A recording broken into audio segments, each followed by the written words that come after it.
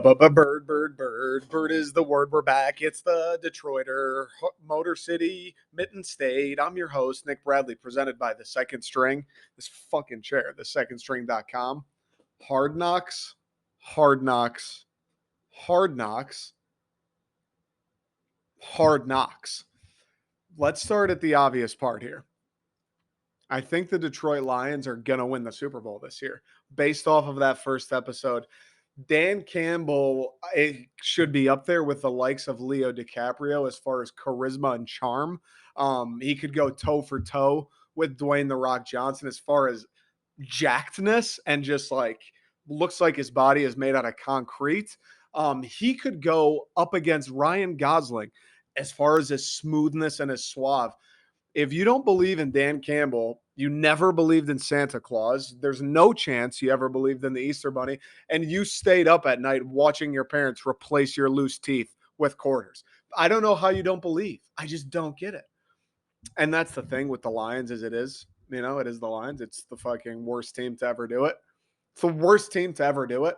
1991, last playoff victory. That's so fucking long ago. I was -6. They haven't won. They haven't even hosted a playoff game since I was born.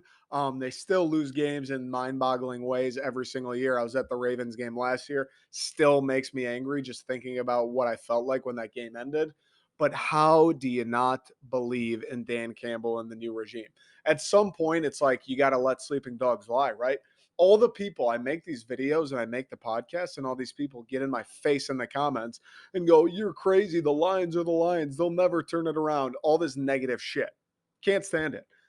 I don't understand though. Like, what are you going to do? Just never think they'll ever win? Never buy in one time? Never believe a little bit? Forever, the Lions are just going to be bad. That's the Cubs won a World Series. 108 years or whatever it was. They won a World Series. You don't think people were like that with the Chicago Cubs? 108? 108 years? That's fake. That's a fake amount of time to not win. How are you going to just forever be negative about the Detroit Lions? And then on top of that, the guy is Dan Campbell leading the team. You watch him for an hour on HBO tonight. You watch the way he talks to his team. You watch the way he chews that tobacco. I mean, my God, can you imagine the head rush he had? You watch the way he leads, what he's about. The guy said grit 500 times in the episode. He's doing down ups. He nearly killed himself. He nearly killed his poor dogs. Greater than that, he slipped over the gate, nearly stepped on the dogs, tweaked his wrist, and he's still out there ripping 30 straight down ups with the fellas. Do you know how hard 30 straight down ups is? I was at the beach a couple weeks ago. I tried to do 20 in a row, barely made it. 30? The guy's like 40 years old. How do you not believe in him? It is different than the likes of Matt Patricia. That guy was rolling around on a four-wheeler, eating pizzas, blowing his whistle. Dan Campbell would refuse.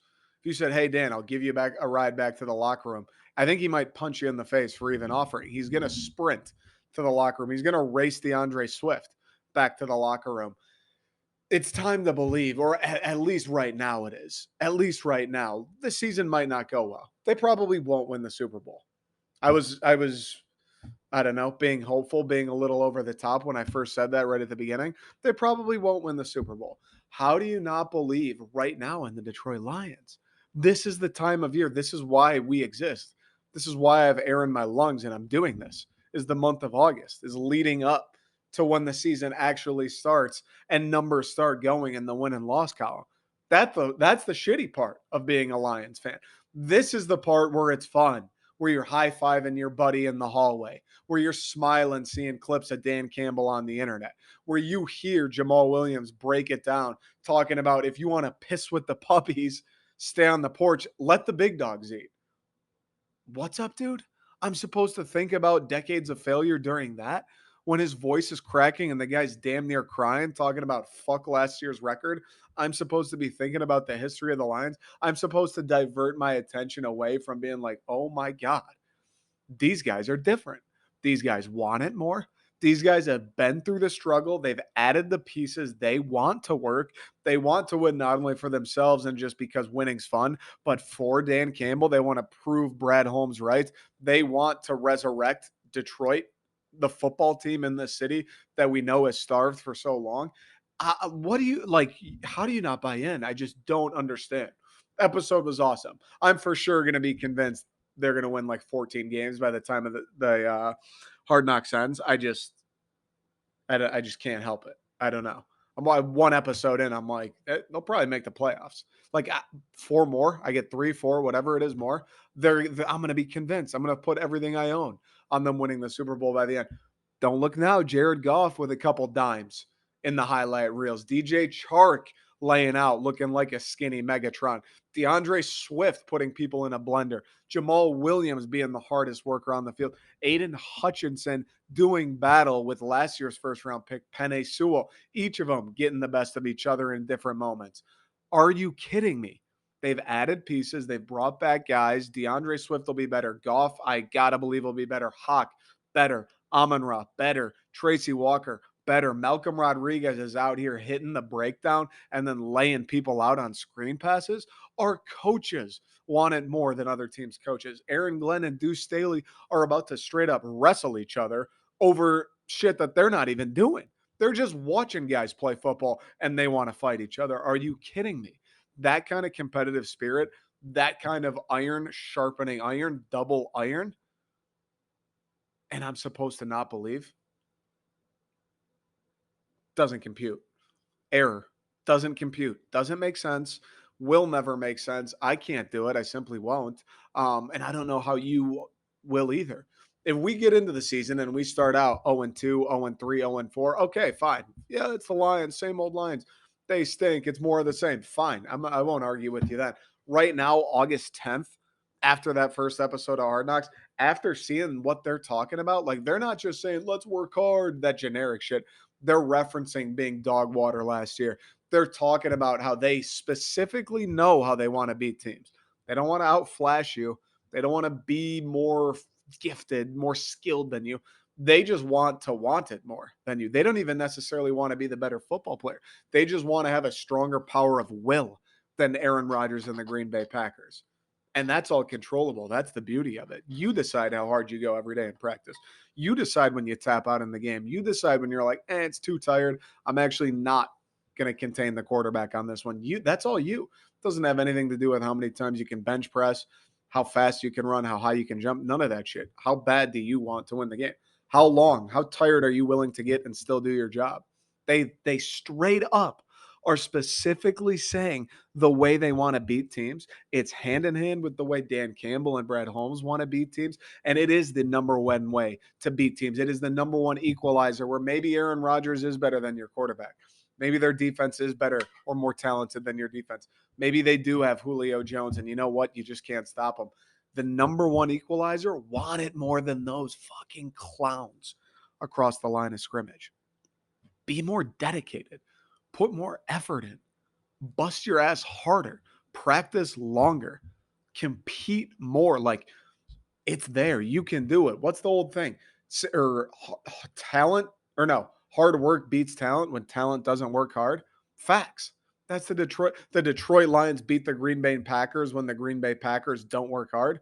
Facts, because the Detroit Lions bet your ass will be working hard day in, day out, week in, week out, month in, month out. That's the vibe I got from this first episode. It was a dandy. I feel like I don't know how many seasons they've done of Hard Knocks now. I can't even remember all the teams. This has to be the number one watch. By the end of it, with Dan Campbell, with all these guys, Aiden Hutchinson, kind of an electric personality, Billie Jean, that's my lover. Jamal Williams is a bit of a clown. Jared Goff, kind of an interesting story. DeAndre Swift, badass. All these coaches, like former NFL guys, kind of notable names.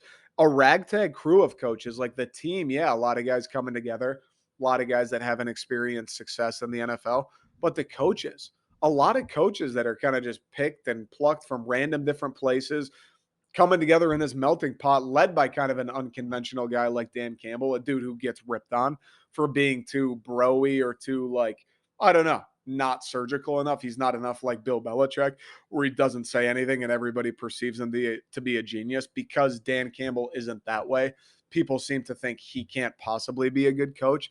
Fuck that noise. I love the dynamic. Like everybody's got something to prove. There's a chip on the shoulder of the players for sure. There's a chip on the shoulder of the front office. Brad Holmes, he's trying to prove himself on his own, running his own ship. And there sure as hell is a chip on the shoulder of all the coaches. Like you could kind of feel that even in that first episode. I know they talked about it a bunch leading up, like Ben Johnson. This will be his first year calling plays for the Cats. Aaron Glenn was getting looked at a little bit for head coaching jobs this offseason, ultimately passed over.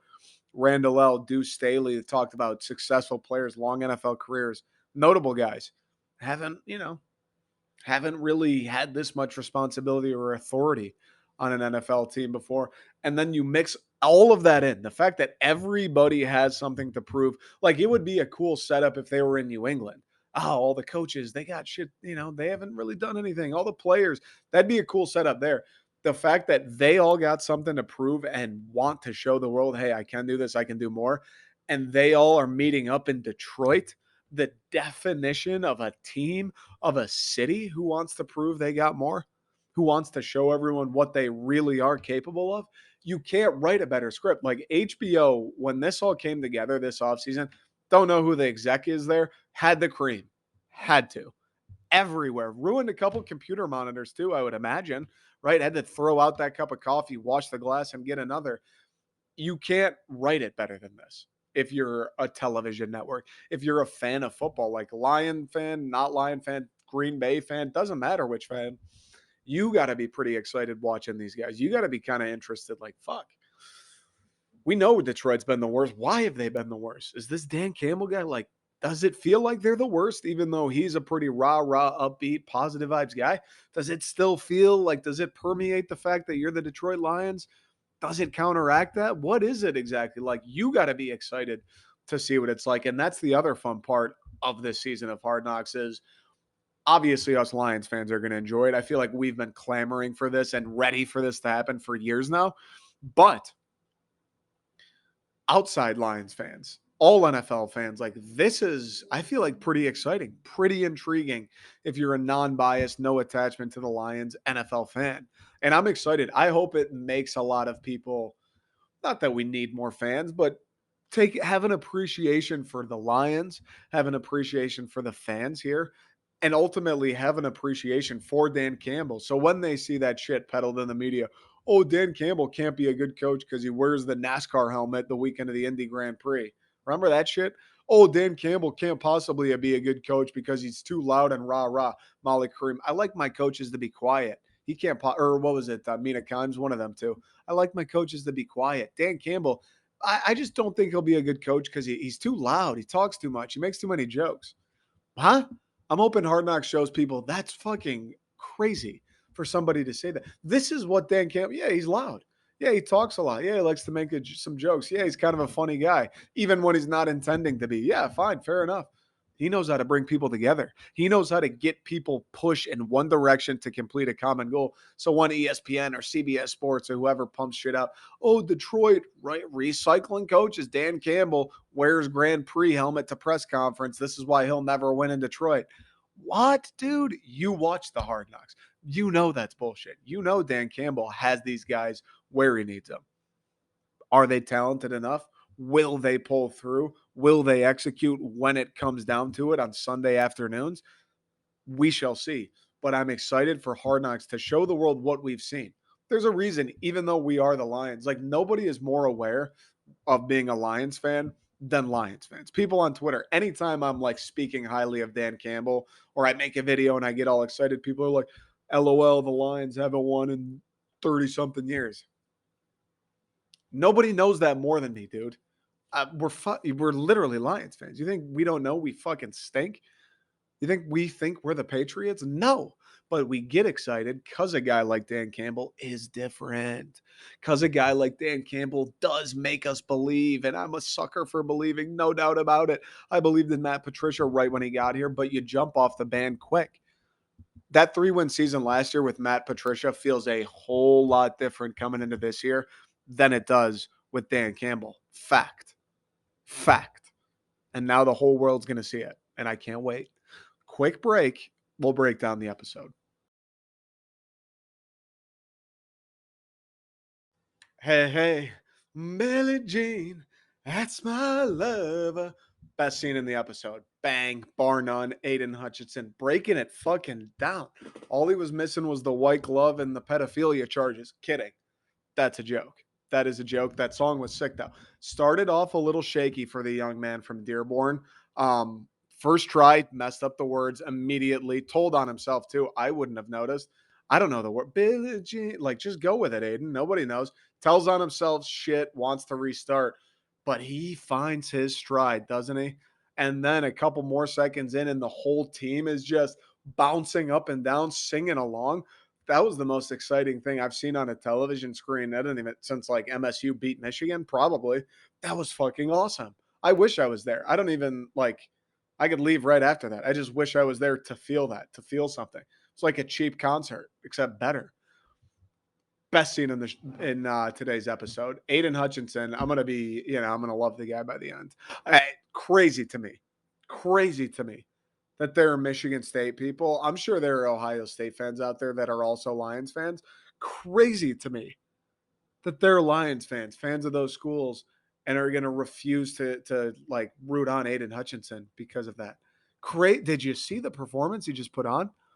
This guy, forget Hard Knocks. This guy wanted a Grammy. He went to Michigan, you're just out on him? Come on, dude. And then if like 20, 30 minutes later, he's toasting Penei Sewell off the edge.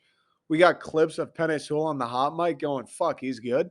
Going when he sat his ass down, I thought it was bull for sure. And then he was gone.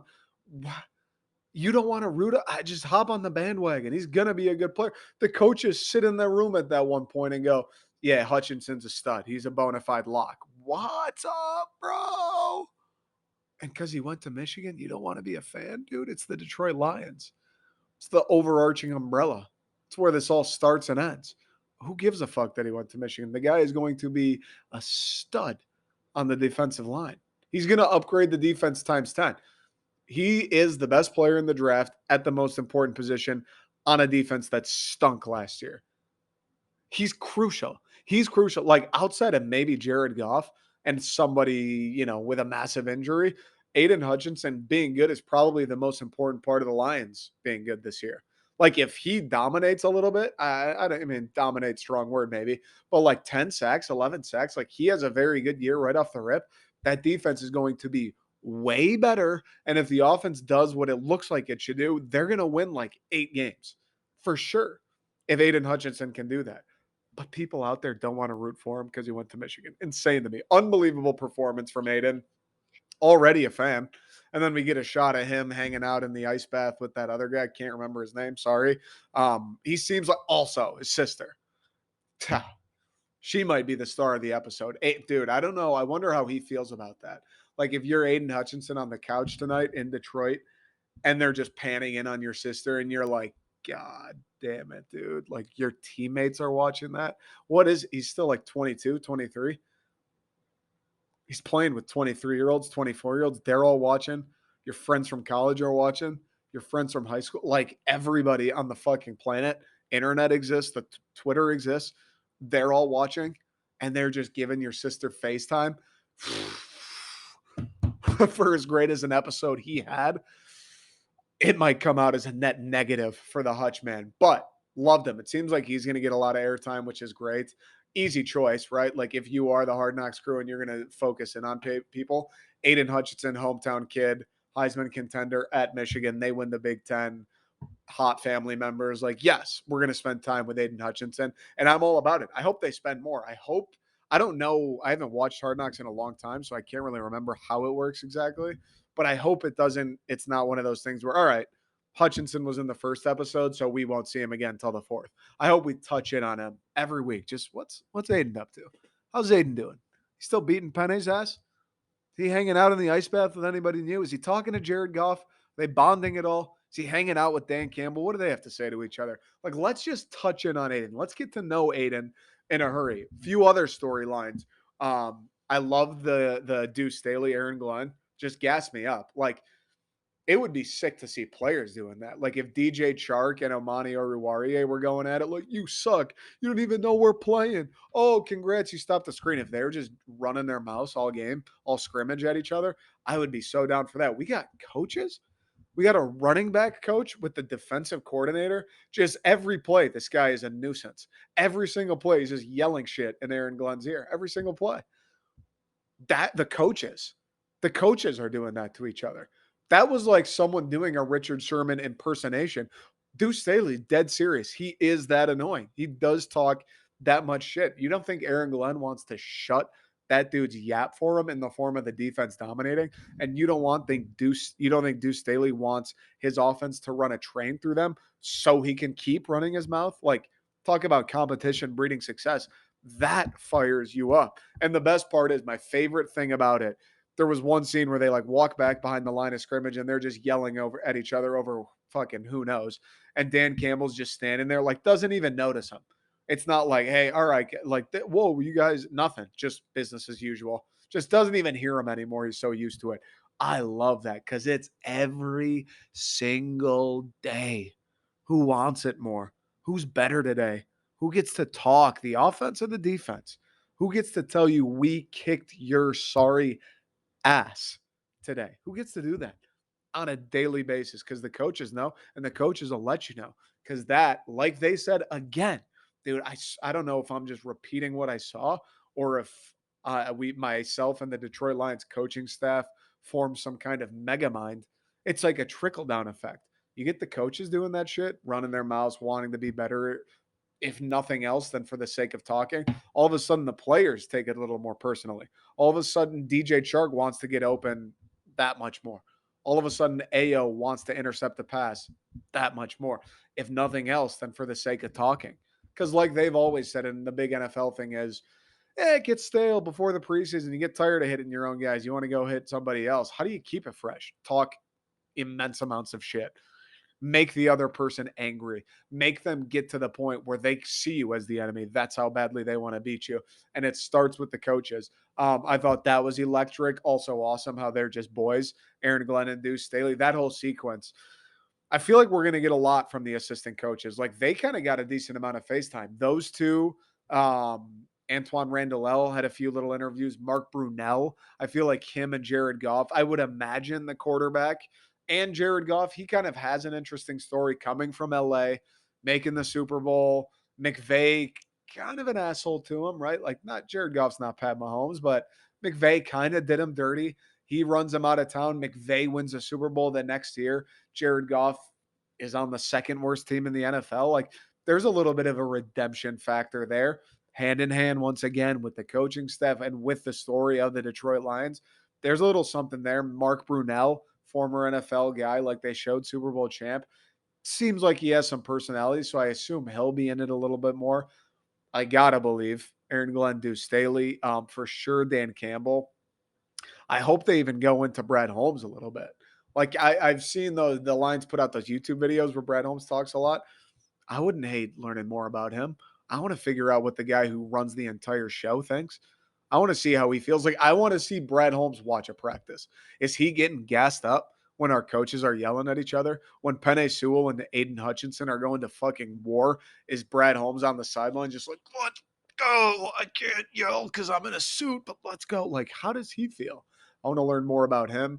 Dan Campbell, 100% is getting more spotlight. We already talked about him. I'm very excited. Jared Goff, Amon Ra, I wouldn't hate a little bit more on. Like, interesting rookie last year. Kind of, what was he, a fourth round pick? Nobody really expected a ton of him. Bursts onto the scene, has a nice year. And now I think people are expecting something of Amon Ra St. Brown going into year two. We're counting on him to be a threat, certainly in like the short to mid big game passing range.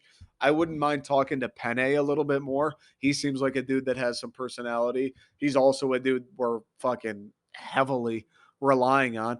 And they touched on it a little bit. I wouldn't hate more, though. Like, he's in this day in and day out battle with the second round pick, Aiden Hutchinson. He's the guy. Like, Dan Campbell is essentially going, hey, Penei, like, we're going to coach Aiden Hutchinson and everything, but like, you will be the reason he becomes good or doesn't. It's on you. We're putting Aiden Hutchinson's future in your hands. We need you to give him every single thing you have, every single day, because that's the only way he reaches his max potential. So I wouldn't hate a little bit of Penei, but I think the number one thing that they didn't touch on today, because it was a lot of Dan Campbell, a lot of team meetings, a lot of generic shit. Like nothing too personal outside of the Aiden stuff. Give me a little bit of Jamison Williams. We got to, right? I know he's not playing, he's not practicing. All right, whatever, dude. Like we can talk to him. What's he doing for rehab? There's questions there. Fell, he's got an interesting story, kind of an underdog. Left Ohio State to go to Alabama because he couldn't get PT at Ohio State. Absolutely dominates at Alabama. Tears his ACL at the end of the season, which blows. He knows it. You know it. I know it. Blows. Knows it's going to hurt his draft stock. Slides a little in the draft. Now he's rehabbing. Now he's feeling good. He's working on playing again. And you know damn well in his mind, he's sitting there like, bro, they took how many receivers in front of me? I know I'm the best receiver in the draft. They all got lucky that I tore my ACL right before the season ended. Like, you know, he's feeling that way. Let's talk to him. Let's get him to say that. I want to hear how he feels about being in Detroit. We know Aiden Hutchinson's gassed up to be here. Hometown boy. Fucking could be Dan Campbell's kid. You could convince me of it at least. How does Jamison Williams feel about catching balls from Jared Goff? How does Jamison Williams feel about the receiving core we already got with Chark and Hawkinson and St. Brown? How does Jamison Williams feel about playing in Detroit, playing for a franchise like the Lions, where you were just at Alabama, where they're like the dead opposite? What's it feel like coming to a historically impoverished franchise? What's that like, Jamison? Let's talk to him. I want to learn. I don't know shit about Jamison Williams. Probably growing up in or living in Michigan last year during the football season, being an MSU fan, like I'm going to see more on Hutch. I'm going to hear more from Hutch. Makes sense. I'd still like to hear something from Jamison. Let's just see what he's like. Let me learn the dude's personality a little bit before he comes back in week 8 and still somehow manages to have 1,500 yards and 10 touchdowns. Let's learn a little bit more about him. And another guy, maybe the number one key guy, and they will. That's the thing, is it's going to end up focusing on dudes that are right on the brink of making the roster. So all these guys that we don't even know their names right now, that's who it'll end up focusing on, which it is what it is. That's the way the show goes. That's like where the most drama is. So whatever. And it'll be fine. It'll be fun, I'm sure. One other storyline they didn't even make any mention of today that I need, I need to see something of. We got to hear from number one free Hefe, Jeff Okuda, just a little bit, just a little bit. Maybe the most underdog story of all these different people and groups we've talked about. Big time player out of high school, big time player at Ohio State, third overall pick, comes to Detroit, struggles, hurt. Year 2, plays like what, 2 games, hurt. Now we're coming into year 3. He's off a torn Achilles. He can read. He has an internet connection. People, Jeff Okuda's a wash. Terrible pick. Damn, Jeff Okuda's a bum. Oh, but they should have taken this guy instead of Okuda. Bro, he knows it. Smart dude. And it seems like from everything I've read, didn't see any of them today. Everything I've read, everything I've seen on the internet about Jeff Okuda and bouncing back from this Achilles, he seems laser fucking focused. Like that's all he cares about, dude. Doesn't care about the money, not interested in partying, doesn't give a rat's ass about anything than becoming a dominant cornerback in the NFL, living up to that third overall pick. I want to see Jeff Okuda. I want to learn about him. What is his thought process like? Like, how fucking down bad was he when he tore his Achilles? What was his mentality coming off the Achilles when he could start running again, start working out again, start training and getting prepared for this season? What was the mentality like? Fuck it, whatever, or I'm going to be great again. I want to see how he feels. I want to see his attitude towards everything, towards his own career, obviously towards the team and the Lions and Dan Campbell and what he thinks they're capable of this year. I want to see his attitude towards the detractors, towards the people who say, "Oh, he's washed. Oh, he's a waste of a pick." I want to see how he feels about that. I just want to learn about Jeff Okuda. Yeah, let's track the recovery. Let's see if he's playing well. Let's see if he's maybe going to have a chance at being a starter and playing some meaningful snaps for sure. It's whatever though. I'll watch him on Sundays. Let's learn about him, dude. How hard is he grinding? How bad does he want it? How fucking like personal does he take that? The overrated, the washed, the bus talk. How near and dear to his heart does he make that drive him to wake up at 5 a.m. and just hit weights, to get to the field an hour before practice and just run fucking drills, watch tape, get better, be the dude that he was at Ohio State? Because the Achilles injury hurts. We'll see how he bounces back. But I don't understand the whole like you're sick at corner and then you just aren't anymore. I know people get bigger, faster, stronger in the NFL for sure. Those dudes he was playing at Ohio State were fucking animals too. It's not like he was going against high school kids, and it was locks. It wasn't even a game for him. It was easy mode. You can't forget. You can't totally forget how cornerback works. You can't get wiped with the Men in Black thing and forget how coverages work. Forget how to read an offense. Forget how to play man. Forget technique. Like that doesn't just vanish from your memory bank. You got to have that deep down somewhere. And it's tougher coming off an injury like an Achilles. It's tough struggling for 2 years in a new place when people have high expectations of you. It's tough having one coach who's new at it, who hasn't found success and has some of the same shit going. It's tough that it's happening in Detroit and not in New England. How does he feel about it, though? What's the attitude? Does he feel confident he's going to bounce back? The team's going to bounce back? Dan Campbell knows what he's doing? Or is he just kind of doing what he can to hopefully maybe just, I don't know, get a second contract? Interested. Interested in the Jeff Okuda story. Think he's a sweet player, too. Um, like, would be badass if he could get to that level. We just have a lockdown corner again. There are some nice players on this team. The potential for cool, brandable, marketable NFL stars on this team. DeAndre Swift, filthy. Jameson when he comes back, filthy. DJ Chark, kind of nice. Amon Ra, it's got a little swaggy to him. Penei Sewell, the left tackle, got a little something, something to him. Jared Goff, I don't know, but interesting story. Aiden Hutchinson has something to him. The former almost Heisman winner. Tracy Walker had some swag with it. He'll come up and hit you, dude. He doesn't give a fuck. And then Jeff Okuda, a guy who goes by the name Free Hefe.